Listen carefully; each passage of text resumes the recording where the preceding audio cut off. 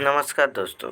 देखिए, जो माइन्यूट से 48 जो नेशनल काउंसिल मीटिंग का जो 13 जनवरी 2025 को हुआ था, तो वो सामने आया है और वो बहुत देर के बाद आया है।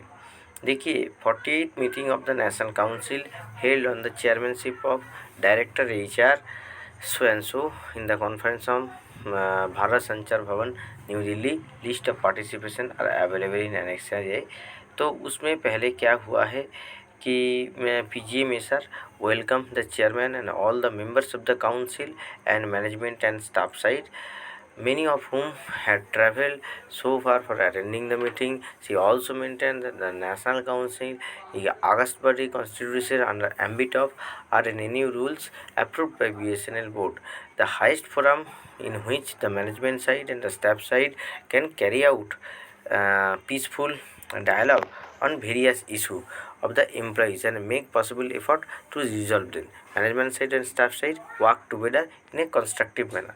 तो ये क्या है कि एक सॉलिसिटेशन बॉडी की तरह है और हाईएस्ट लेवल का, जहाँ पे मैनेजमेंट साइड और स्टाफ साइड आपस में बैठ के जो मुद्दा है स्टाफ रिलेटेड उसको सुलझाने का कोशिश करेंगे।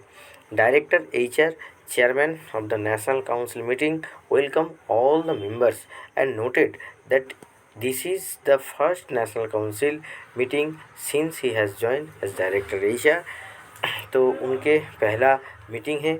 It was an opportunity for the management side and the staff side to work together in a very positive and constructive manner in the interest of the company and employee. He also stressed importance of compassion and positive attitude in HR. A number of quick wins have been achieved by HR team. तो देखिए क्या क्या है। एक है कि decision taken to implement the reservation of PWBD for the as per the latest DOPT instruction. तो जो रिजर्वेशन है PWBD का, तो वो DOPT की इंस्ट्रक्शन के तहत उसको इम्प्लीमेंट किया जाएगा। Online portal for transfer rule line in ERP। तो जो रूल लाइन आप लोग जानते हैं, जो टेम्पररी बेसिस में ट्रांसफ़र होता है वो रूल लाइन के तहत होता है, तो वो ERP में ये किया जाएगा। प्रमोशन एग्ज़ाम लाइस जो होता है वो किया जाएगा और ट्रेनिंग एंड रिस्किलिंग किया जाएगा नॉन एग्जीक्यूटिव एम्प्लॉय को। और आगे देखते हैं और क्या क्या हुआ है। Many quick wins will be further achieved when financial situation improve.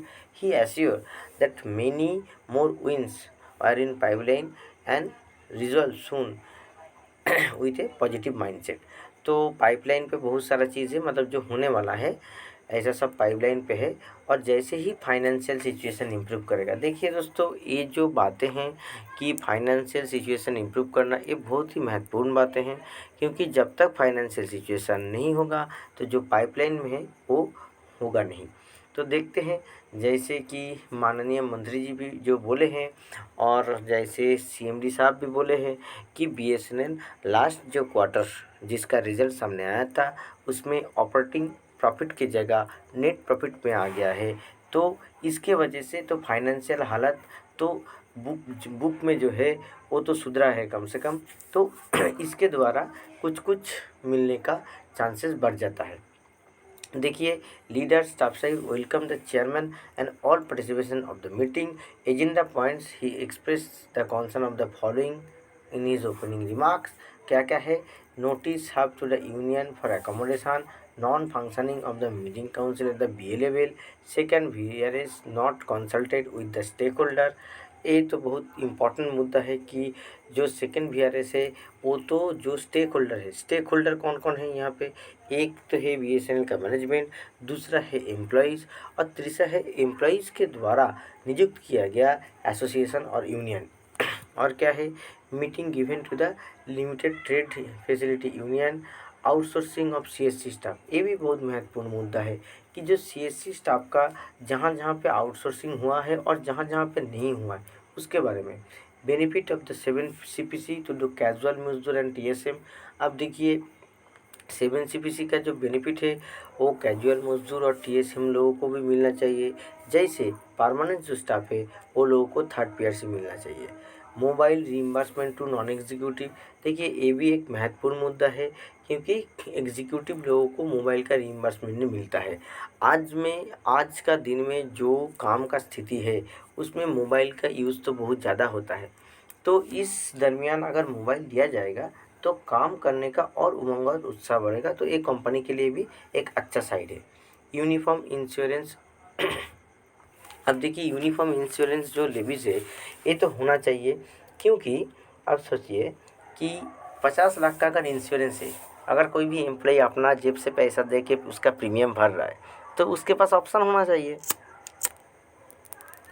अब देखिए कोई एग्जीक्यूटिव हो कोई नॉन एग्जीक्यूटिव हो, उसके पास अगर ऑप्शन रहेगा तो 20 लाख का चूज़ कर सकता है, 50 लाख का चूज़ कर सकता है, वो उसका अपना मर्जी है।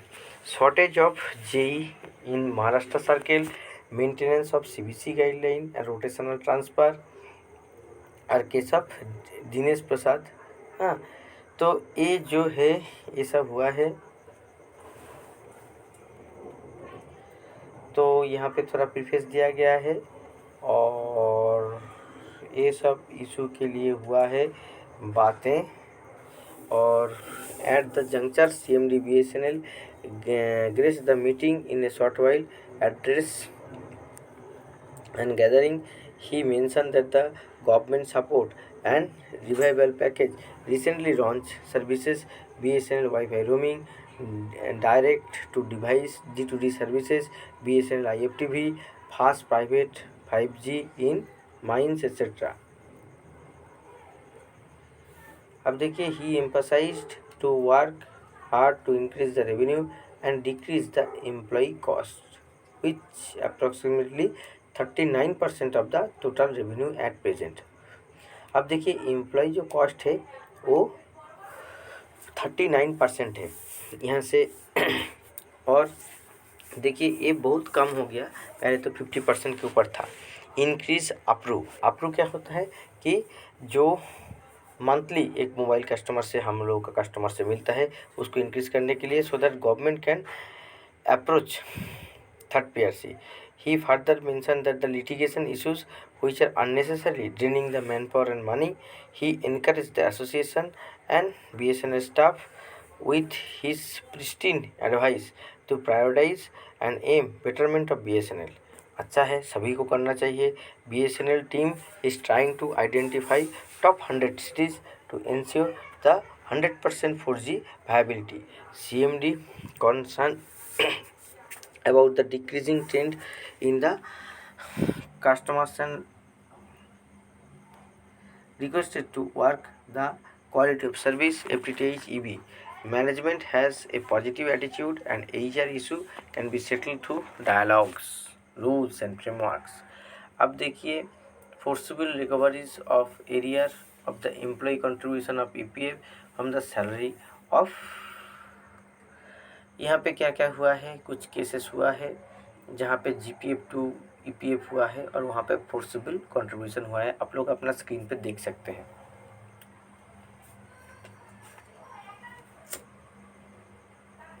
अब देखिए staff side demanded as per the order of EPF commissioner the area of the employ contribution to EPF can be recovered only in cases of clerical errors. In other cases, the area of the EPF contribution should not be recovered for the employees. अब ये सब तो cases होता है। Management side ने यहाँ पे क्या बोला है कि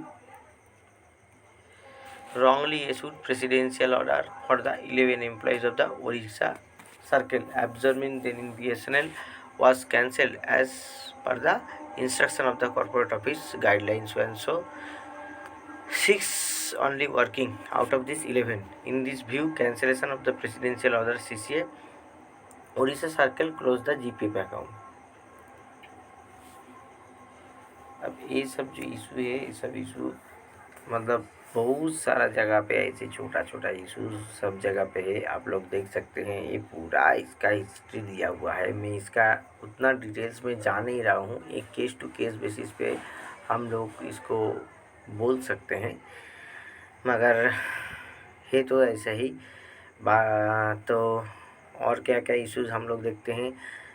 तो redeployment of TT and ATTs in FTTH segment, देखिए ये एक महत्वपूर्ण मुद्दा है कि staff side demanded that the BSNL management should make policy decision to close down the copper cable and landline broadband services. Consequently, the telecom technician and assistant telecom technician, that is ATT, become redundant. तो ये लोगों को क्या है कि FTTH segment में ये लोगों को देना चाहिए। जैसे TIP का इन्वेस्टमेंट किया है तो ये लोगों को FTTH सेगमेंट में देना चाहिए। तो इससे क्या होगा, इससे आउटपुट और बढ़ेगा। और imparting training to the non executive, तो नॉन एग्जीक्यूटिव जो है वो लोगों को ट्रेनिंग देना चाहिए, जैसे कि वो लोगों को वर्क और वर्केबिलिटी जो स्कोप है वो बढ़े। तो इसके दौरान जो BSNL NFT दोनों मिलके बोले हैं, non implementation of dot order for the retirement benefits of pending verification of the caste certificate, ये भी एक इशू है। और removal of the discrepancy between NEPP of non executive and EPP of the executive. तो ये तो issue लेके मैं पहले भी वीडियो बनाया था कि ये एक्चुअली 8 साल है अभी, जो जिसको 5 साल करना चाहिए, ये एक मांग है। इसके द्वारा मैनेजमेंट साइड बोले हैं कि management NEPP was approved by the BSNL board after due consultation and negotiation with the concern employ unions on 23/3/2010। EPP already notified in 2007. It provided 4 time-bound promotion for the non-executive of the company for BSNL in service, along with the post-based promotion, which are decided as per the availability of the vacancy. अब देखिए ये तो रटाया जवाब है management side का। अभी आगे देखते हैं क्या है इस बारे में कि the policy also co-opted erstwhile the promotion policy of DOT. This policy is well designed and running smoothly.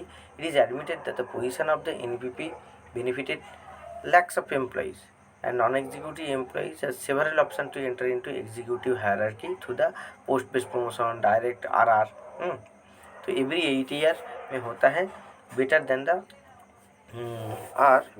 the promotion policy available to the good CD employees in the earlier regime. So non-executive promotion policy and executive promotion policy main for respectively, तो ये दोनों को compare नहीं करना चाहिए। देखिए तो इसका मतलब क्या है कि पहले बोला गया कि नहीं हम लोग देखेंगे नॉन एग्जीक्यूटिव का प्रमोशन पॉलिसी का, मगर देखिए आ जाके ये उत्तर मिल रहा है कि executive promotion policy non executive promotion policy अलग है, तो दोनों को कंपेयर नहीं किया जा सकता।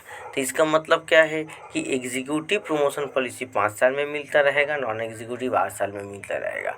पहले जो बोला गया था वो आखिर में यही रिजल्ट आएगा कि भाई हम लोग एक एग्जीक्यूटिव और नॉन एग्जीक्यूटिव में डिफरेंस रखेंगे, ठीक है, जैसे कि लगे ये ऑफिसर और नॉन ऑफिसर का बीच में, तो ये रहेगा। और ज़्यादा संभावना तो लग नहीं रहा है देखिए कि नॉन एग्जीक्यूटिव प्रमोशन पॉलिसी जो 5 साल मांग किया गया है वो मिलने वाला है।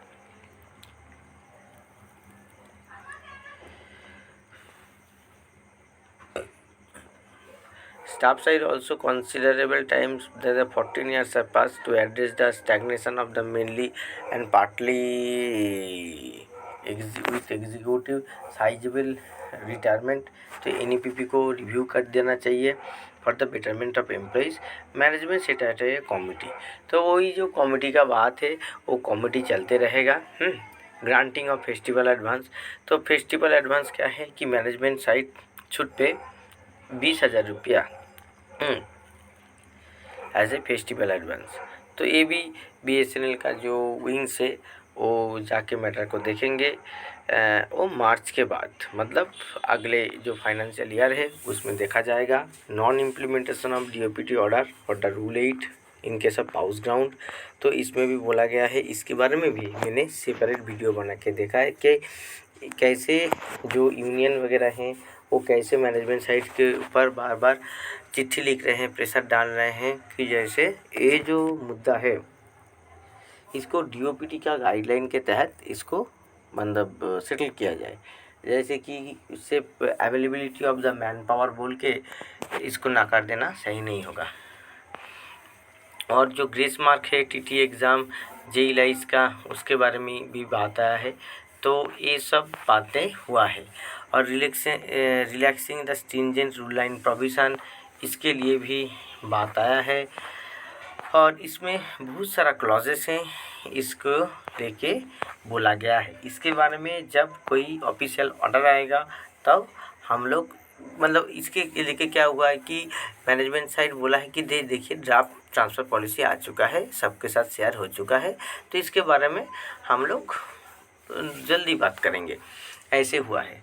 और जो एडिशनल एजेंडा पॉइंट है, denial of justice for the outstanding post personal, तो यहाँ पे 2-3 जन का है जो लोगों को स्पोर्ट्स पर्सन का प्रमोशन नहीं मिला है, तो ये चीज़ कर देंगे, ऐसे वो लोग बोले हैं।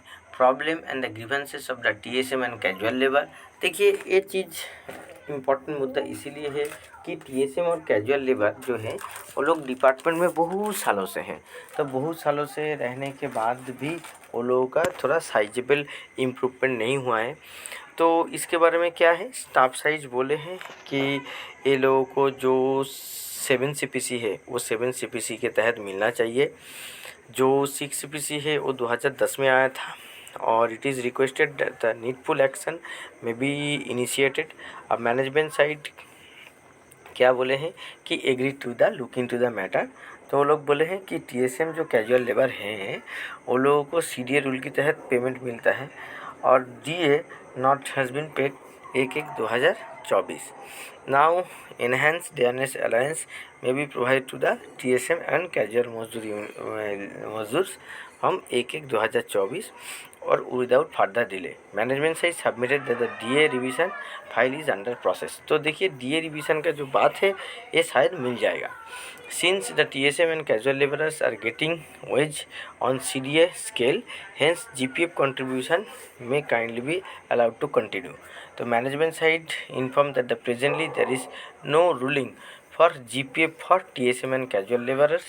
Now BSNL board has approved the social security measures such as EPF, ESI facility for the existing casual laborers.